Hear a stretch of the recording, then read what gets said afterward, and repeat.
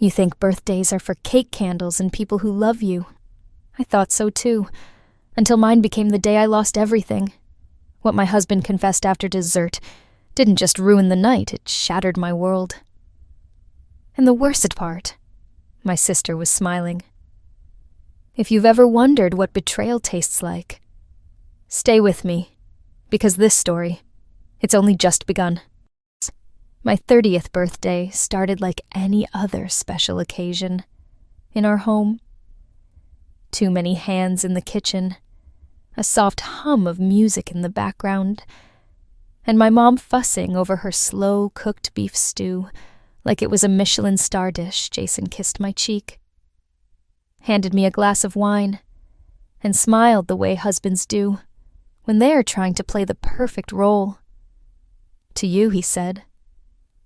I smiled back. The lights above our dining room table shimmered just enough to feel magical, and for a fleeting second, I believed the day would be beautiful. And then Maya walked in 15 minutes early. That should have been the first clue. Maya isn't the type to arrive early for anything, unless there's a reason. My older sister has always been the untouchable one. Sharp-witted, effortlessly charming, the kind of woman's people gravitate toward without understanding why, and she knew it. She wore a wine-red dress that fit her like a second skin, her hair curled just enough to say I didn't try too hard. But I know I look good. "Happy birthday, baby sis," she said, handing me a gift bag and a kiss on the cheek. She smelled like vanilla and confidence. "Thanks," I replied, keeping my smile. I told myself to stay grounded, to not overthink. It was just a party. But even in the first half hour, I noticed things. The way Jason's eyes lingered when she spoke. The way she laughed at something he said too loudly, too easily. Once I walked into the kitchen and caught them whispering near the wine cabinet. Her hand on his arm. Too familiar. My gut twisted. I chalked it up to nerves, I told myself. "You're being dramatic. This is your birthday. Don't ruin it by imagining things." By 7:30, everyone had arrived. The table was set, candles flickering gently between wine glasses and steaming bowls. My dad gave a brief toast, one that was sweet but forgettable. I laughed, nodded, played the role of grateful daughter and loving wife. But inside, something was shifting. You ever get that feeling like your body knows something your brain hasn't caught up to yet? That tightness in your chest, that rising heat behind your ears. It was like that. My body was warning me. Jason poured the last of the Merlot into Maya's glass. She smiled and tapped his hand, just for a second too long. I looked away. Dessert. It came out a chocolate torte. I made myself the night before. Everyone complimented it. Mom clapped. Maya took her second bite and said, "You always nail desserts, don't you?" She sounded sincere. Maybe she was. Maybe she always sounded like that. It didn't matter. Then Jason stood up. Glass in hand, he tapped the side gently with a fork, and suddenly the room went quiet. "I just wanted to say a few words," he said. I leaned forward, expecting a sweet speech, maybe something teasing about me turning 30 and not acting a day over 29. Something to make me blush and roll my eyes. But Jason didn't smile. He looked at me, then at Maya, then back again. And then without a crack in his voice, he said the words that would alter my life forever. "I'm in love with someone else. And it's Maya." For a full 10 seconds, no one moved. The room became soundless.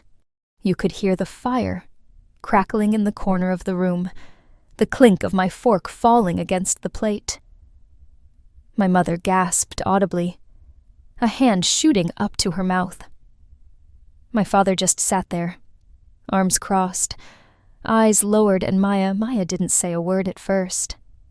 She just reached for his hand, their fingers laced together like it was the most natural thing in the world. Like this wasn't betrayal, served in front of an audience. I stared at them, waiting for the punchline, waiting for someone to shout "gotcha," or laugh nervously and say it was a twisted joke. But no one did. Instead, Maya finally spoke. Her voice was calm, almost apologetic. "We didn't plan this. It just happened. We didn't mean to hurt you. Didn't mean to hurt me. She had been sleeping with my husband, and they chose my birthday to make the announcement," Jason added. "We wanted to tell you together as a family. We thought it might be easier this way as a family." I looked around the table.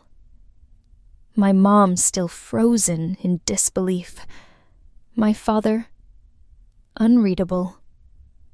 A few of our friends, sitting stiffly unsure of what to do. My best friend, Elise, reached under the table and gently touched my arm. That's when it hit me they knew. Or at least, some of them did.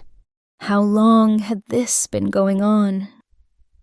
How many dinners had I sat through, smiling while they passed glances behind my back? How many times had I hugged Maya, thanked her for helping with something, not knowing she was already taking everything from me? I didn't cry. I didn't scream. I wanted to. I wanted to flip the table, throw the wine across the room, call her every name that lived in the back of my mind. But I couldn't move. I was trapped in my own body, frozen in humiliation fury, and something else. Resolve. Jason reached out like he expected me to take his hand. "We're sorry," he said. I looked him in the eyes and whispered, "No, you're not." And then I stood up slowly, deliberately, and walked out of my own birthday party, without saying another word. The cold night air hit my face like a slap. I kept walking, no coat, no shoes, just my trembling hands and the echo of betrayal ringing in my ears. I didn't go home. That night I checked into a motel on the outskirts of town, crawled into bed still wearing my dress, and stared at the ceiling until sunrise. Somewhere around 3 a.m., I made a decision. I had spent my whole life being the quiet one, the dependable one, the good daughter, the loyal wife, the background character in other people's stories. Not anymore. That night, I stopped wishing for peace and started planning for power. The motel room was cold. The kind of cold that seeps under your skin and settles in your bones. I lay there, wrapped in a thin blanket, still wearing the dress from the night before. Mascara dried in tiny trails down my cheeks. At some point, around dawn, my phone buzzed. Jason. I didn't read the message. I deleted it without opening it. A second buzz followed, Maya. Blocked. There was nothing either of them could say that would make what happened okay, but the silence they left behind was deafening. I had questions far too many to ignore. Questions that haunted me like whispers in a dark room. How long had they been lying? How many birthdays had been fake? How many holidays did I sit across the table from them while they played house with each other behind my back? I wanted the truth. All of it. So I started digging. I went back to our house 2 days later, when I knew Jason wouldn't be home.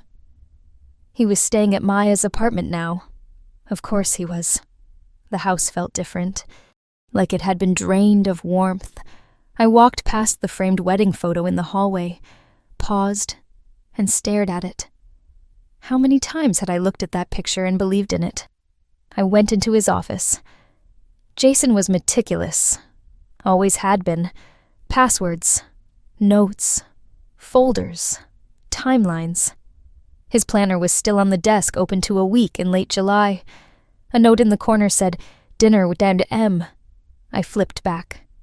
Lunch, M. Pick up wine for M. It had been months, at least 6, maybe more. I opened his laptop. The password was still the same. My birthday. How ironic. His email was still logged in. That's when I saw it. An entire folder titled Maya. Inside were emails, some dating back nearly a year.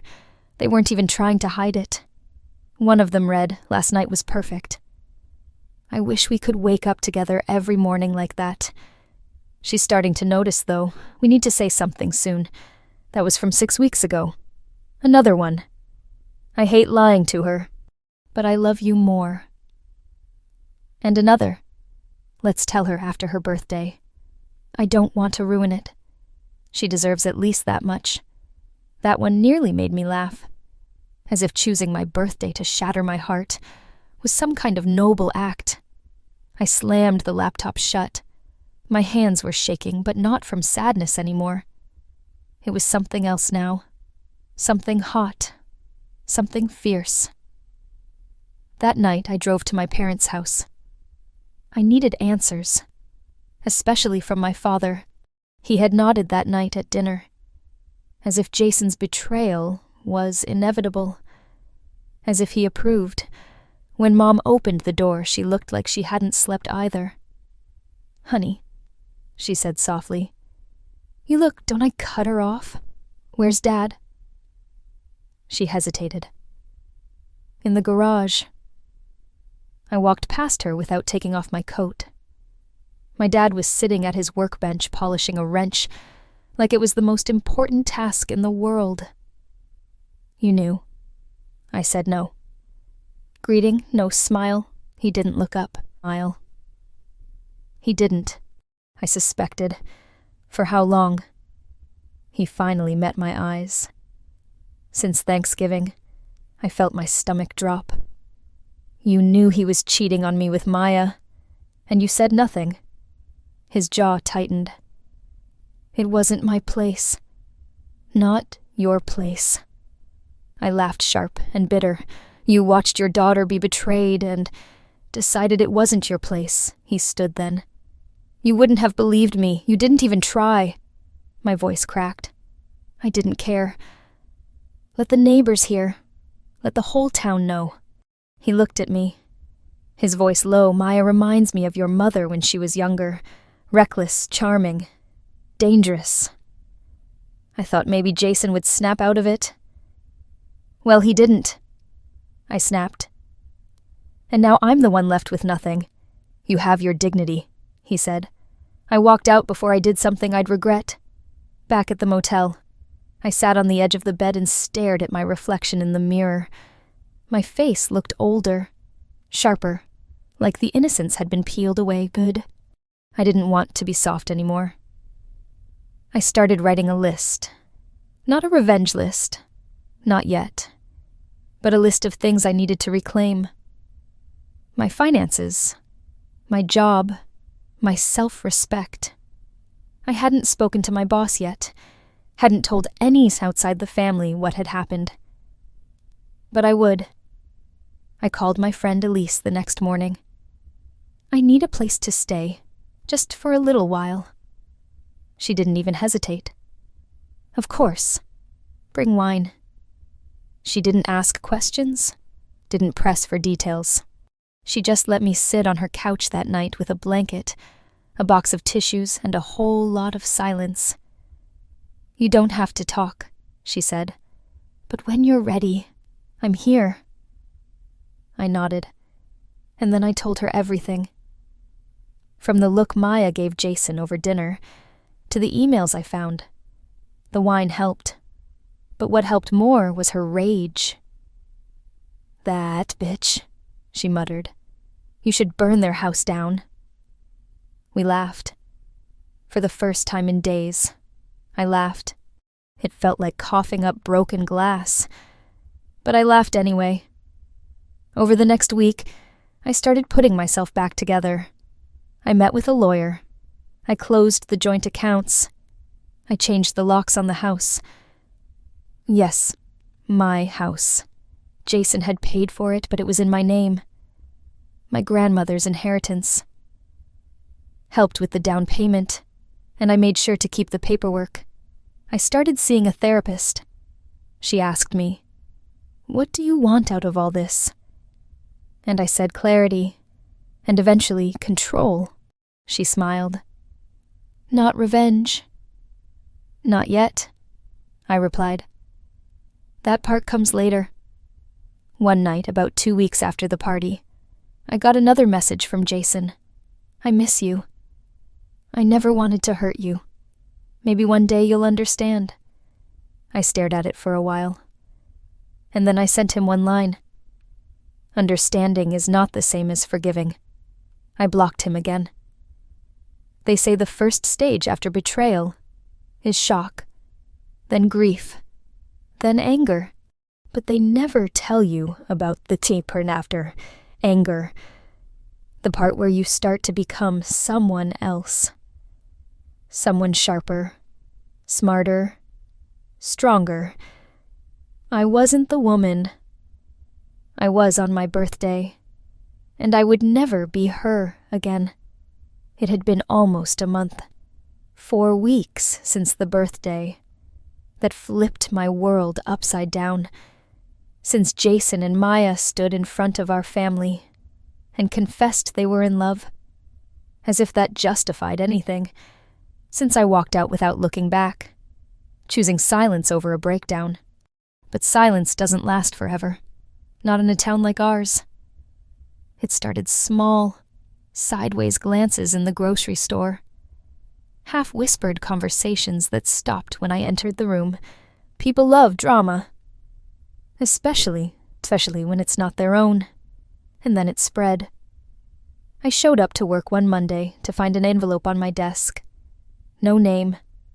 Just one word on the front, scrawled in red ink.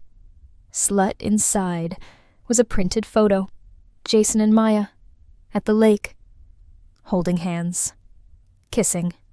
And the caption, "They're happy now. Maybe it's your fault.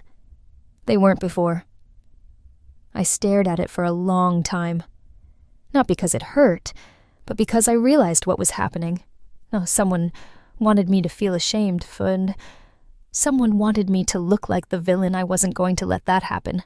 I confronted my boss that afternoon. "I don't know who left this," I said, sliding the envelope across his desk. "But I will find out. And if I learn that anyone in this office is spreading this kind of garbage, I won't stay quiet." He nodded, looking uncomfortable. "You've been a model employee, Emma. No one doubts that. But maybe some time off would help." There it was, the subtle push. Let the drama die down. Fade into the background, don't make noise.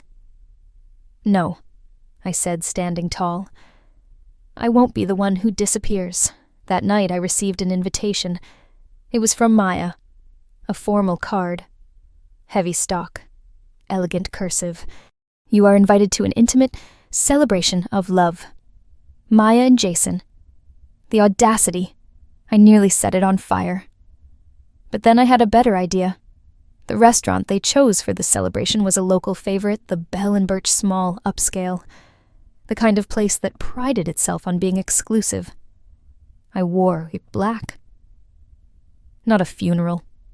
Black but sleek, confident, powerful. A dress that hugged me in all the right places. And heels that made a sound when I walked. I didn't wear pain. I wore armor. They didn't expect me to show up. Their faces when I walked through that door. Priceless. Maya's smile faltered for half a second. Jason looked like someone had just slapped him. "Elise," I said to my best friend, who had insisted on coming with me. "Let's sit near the bar.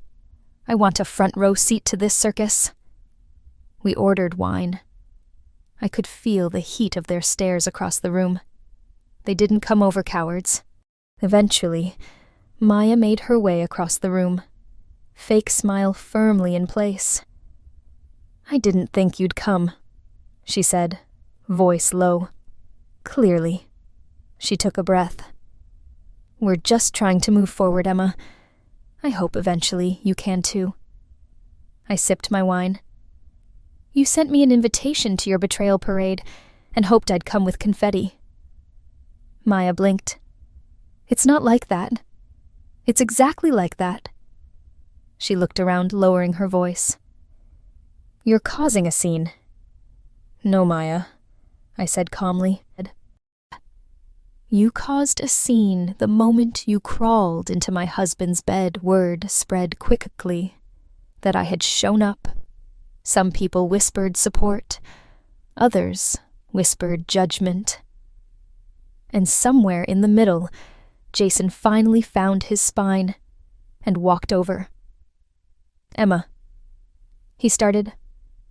I turned to face him. "Let me guess. You're going to tell me this wasn't your idea? That Maya wanted to invite me? That you're just caught in the middle again?" His lips pressed into a line. "This isn't helping anyone." "Oh, you're worried about who this is helping?" I stepped closer. "Let me ask you something, Jason. Do you think love justifies betrayal? Do you think screwing my sister somehow erases the vows you made?" He glanced around clearly, aware of the growing audience.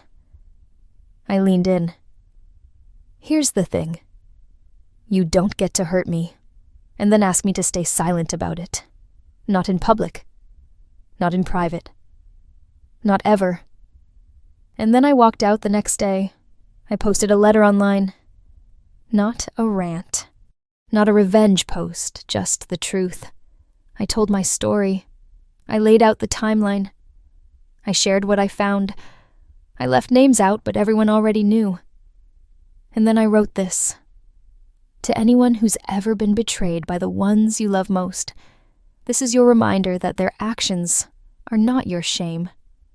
You are not defined by what they did. You are not responsible for the choices they made in the dark. The post went viral. Support poured in. Messages from women, men, strangers, who said they felt seen, who thanked me for saying what they'd never had the strength to say out loud. Of course, there was backlash too, but I didn't care. For the first time in weeks, I felt in control. 2 nights later, I got a call from my mother. "They're upset," she said. "Jason called, so did Maya. They think you're trying to ruin them." "They ruined themselves," I replied. "I just stopped cleaning up after them." "You've made your point, honey. Maybe it's time to let this go." There it was again. The plea for peace, the plea for silence. "Mom," I said gently, "you raised me to believe in loyalty. You taught me what family means. But family doesn't mean swallowing betrayal, just to keep things quiet." She didn't speak for a long time. And then softly, "I'm proud of you, even if I don't say it enough." That was the first time I cried since the party. That week I walked past the Bell and Birch again. In the window, Maya and Jason were having dinner. Their heads were close, smiling, but they didn't look happy. They looked hollow, like 2 people clinging to each other because everyone else had walked away. And maybe they had. Let me tell you something about betrayal. It doesn't end when the truth comes out.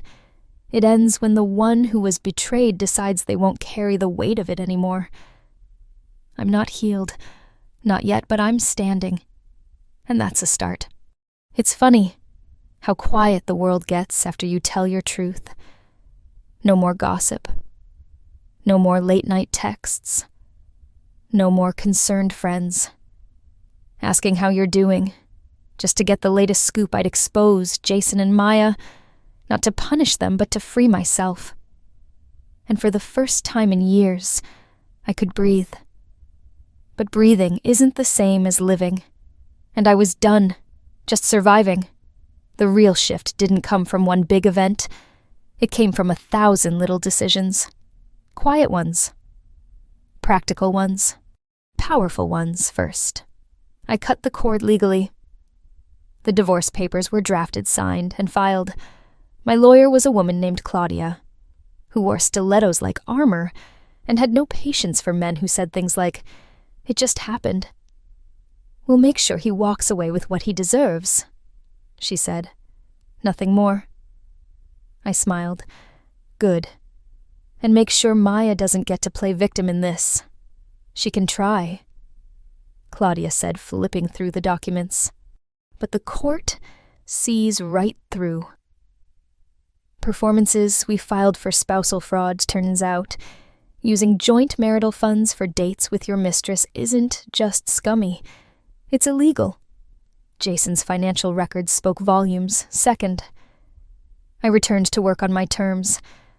I walked into my boss's office with a copy of the hateful letter I received, along with documentation of the cyber harassment that followed my public post. "This is a hostile environment," I said, "and I deserve better." He offered me a promotion. Apparently standing up for yourself makes people take notice. I accepted. Not because I needed the money, but because I was done playing small. I started seeing myself differently. I took boxing classes. Not for revenge, for release. There's something about hitting a bag that doesn't hit back, that reminds you how strong you are, how much power lives in your body, waiting to be claimed. I dyed my hair darker, not because I was hiding, but because I was stepping into a new version of me, one that no longer tried to look like someone people could take advantage of. But the biggest shift, it came when I stopped talking about them. Jason, Maya. They were no longer the center of my pain. They were a chapter. Not the whole book. I started talking about myself, my goals, my passions, things I had forgotten. I loved, like writing, like helping women find their voice. So I launched something small, a blog. Just thoughts at first, musings on betrayal, on healing, on reclaiming your identity. But then, the emails started coming, hundreds, thousands. Women from everywhere. I read your story, and finally left my cheating husband. You gave me the courage to speak up at work. Thank you for saying what I couldn't, one woman wrote. You turned your pain into purpose. That's powerful. I sat with that sentence for a long time. Because she was right. One afternoon while I was working at a local cafe, Maya walked in. She saw me. I saw her. And for a split second, the world paused. She walked over. "Can we talk?" I looked up. "About what?" She sat down without waiting for permission. "I wanted to say thank you," she said, "for not destroying everything. You could have gone further, but you didn't." I sipped my coffee. Don't mistake restraint for forgiveness. She nodded. I know, I miss you." That one hit me harder than expected. We'd been sisters longer than we'd been enemies. We had inside jokes, childhood scars, a shared room, and a shared history, and then she chose to burn all of it. "You miss the version of me who tolerated your lies," I said. "She's gone." Maya blinked. "I made a mistake." No, Maya," I said calmly. "You made a decision. A mistake is spilling coffee. You chose this. Every day over and over." She didn't deny it. She just whispered, "You're different now." I smiled. Exactly. A week later, I stood in front of a group of women at a local community center. I'd been invited to speak, just a short talk about resilience. They said I looked out at the room. Dozens of faces. All shapes, ages, stories behind their eyes. And I said this. People will tell you to be quiet, to take the high road, to let it go, but healing isn't about silence. It's about speaking truth. It's about standing in the ashes and deciding to rebuild. Anyway, you don't need permission to be powerful. You don't need approval to move on. You just need one moment of courage. And that moment, it starts with saying enough. The room clapped. Some cried. And when it was over, a woman hugged me and whispered, "You helped me remember who I am. So did I. I used to think power was about control now.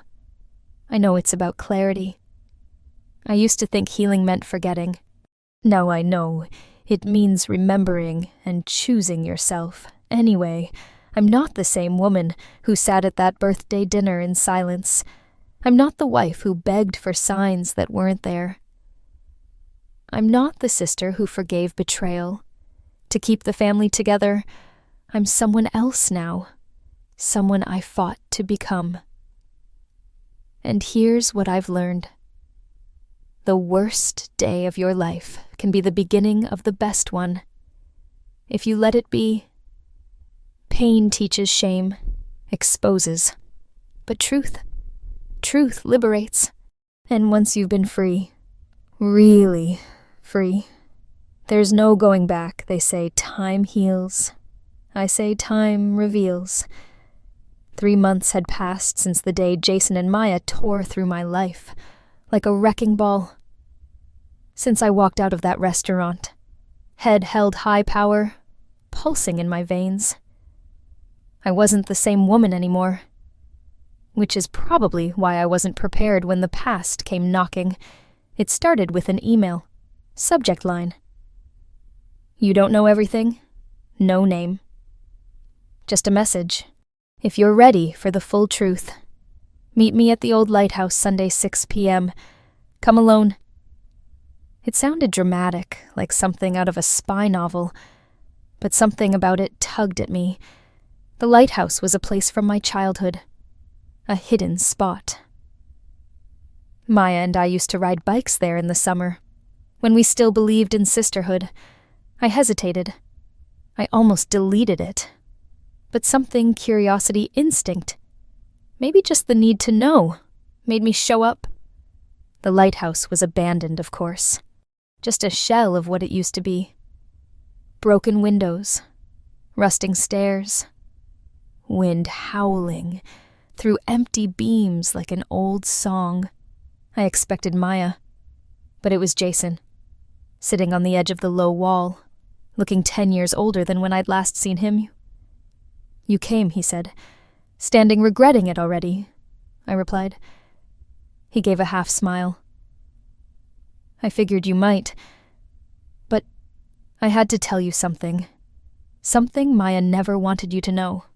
I folded my arms. I'm not interested in more damage. This isn't damage, he said softly. It's context. He reached into his jacket and handed me a folder. Inside were emails. Old letters from our father. To Maya. About me. About us. What I read didn't make sense at first. But then it did. It unraveled like a tangled thread, one line at a time. You were always my favorite, Maya. But I need you to understand that Emma can't know. She thinks everything's fine. But she was never planned. I stayed for her, but it was always you I believed in. I felt sick. Jason stepped closer. Your father manipulated her, Emma. For years, he made her feel like she was the only one who mattered, like you were in the way. He was our father, I whispered.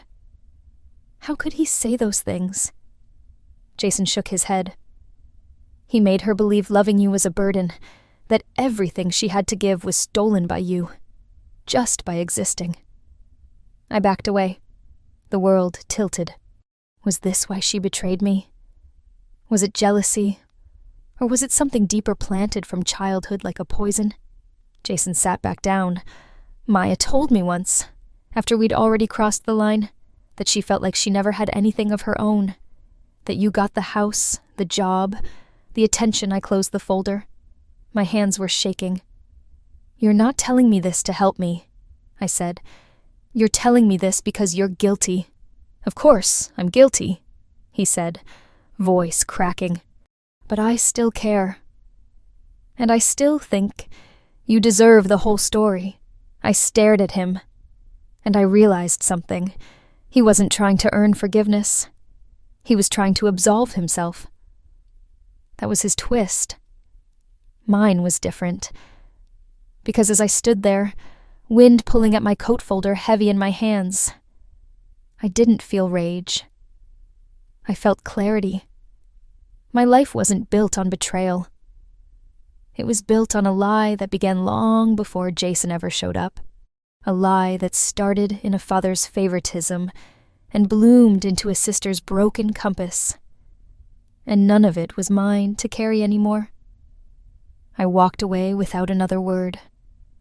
No fight. No final line. Just the crunch of gravel under my boots and the setting sun on my back, and as I drove home, I made a decision. I wouldn't hide this the next day. I called my mother. We sat at her kitchen table. I laid the folder down between us. She read it slowly, and she wept. I didn't know she said, tears slipping down her cheeks. I swear to you, Emma, I never knew he said those things to Maya. I would have stopped it. I would have. I know, I said gently. It's not your fault. Your father. She started, but the sentence fell apart. I reached for her hand, and for the first time, I saw her not just as Mom, but as a woman who had her own blind spots, her own pain. We don't have to protect his legacy, I said. She nodded. No, we don't. Later that night, I wrote again. Another blog post. Not about Jason. Not even about Maya. But about family. The myths we build. The stories we inherit. Sometimes the deepest betrayal isn't what someone did. It's what they taught you to believe. About your worth. About who you're allowed to be. The twist. You're allowed to rewrite that story. You're allowed to start over. And you don't need their permission.